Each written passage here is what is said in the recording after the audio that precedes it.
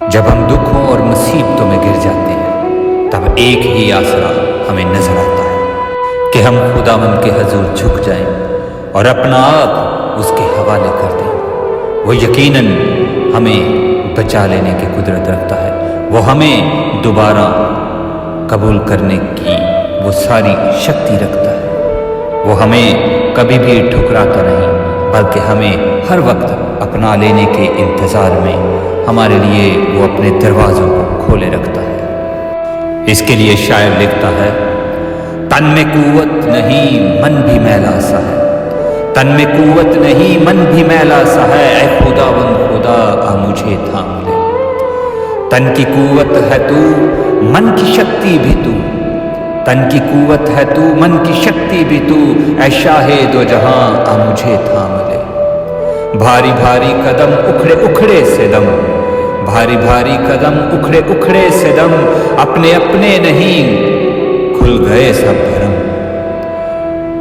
رحم کر پاک کر، رحم کر پاک کر، روح کے مسا سے بھر، ہے تیرا آسرا آ مجھے تھام لے، آ مجھے تھام لے۔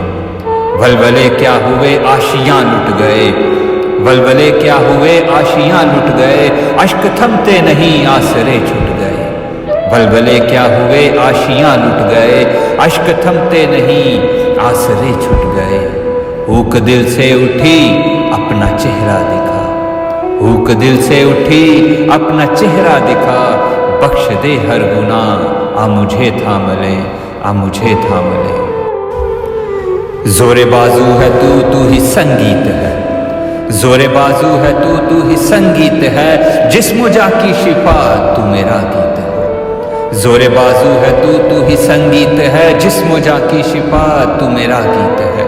تو نے سن لی دعا شکریہ شکریہ، تو نے سن لی دعا شکریہ شکریہ، ہاں تو ہی تو ہے خدا آ مجھے تھام لے، آ مجھے تھام لے۔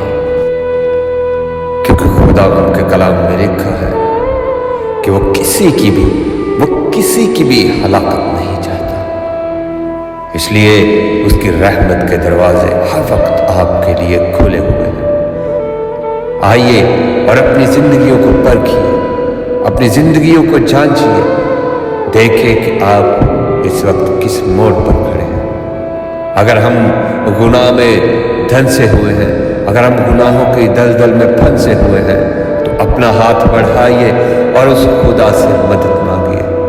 اپنے ہاتھ کو بڑھائیں، اس کی طرف بڑھائیں، وہ یقیناً آپ کے ہاتھ کو تھامنے کے لیے تیار ہے۔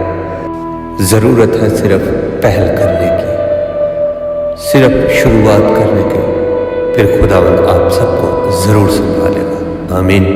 اپنی خدمات سر انجام دے تاکہ آپ کو بھی خداوند برکت دے۔ آمین۔